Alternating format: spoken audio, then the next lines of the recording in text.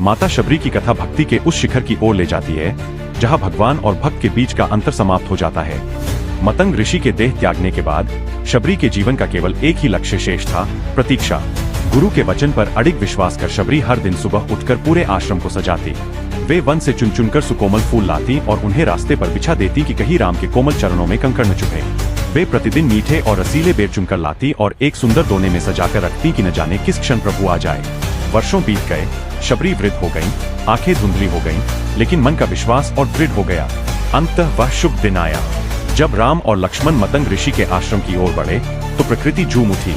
जैसे ही शबरी ने दूर से दो तेजस्वी राजकुमारों को आते देखा, उनकी अंतरात्मा ने पुकार कर कहा, यही मेरे राम हैं। शबरी उनके चरणों में गिर पड़ी।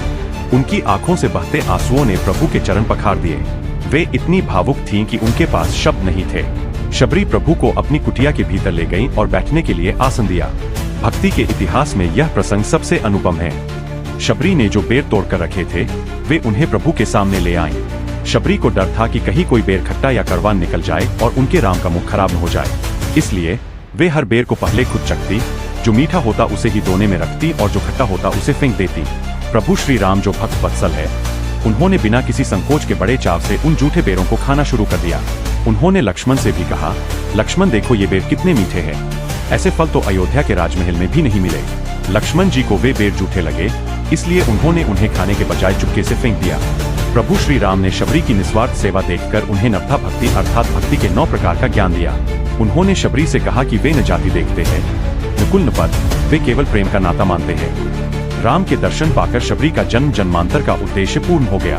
उन्होंने सीता की खोज के लिए प्रभु श्री राम को ऋषिमुख पर्वत पर सुग्रीव का पता बताया और प्रभु श्री राम से आज्ञा लेकर उनकी उपस्थिति में ही योग अग्नि द्वारा अपने शरीर का त्याग कर दिया।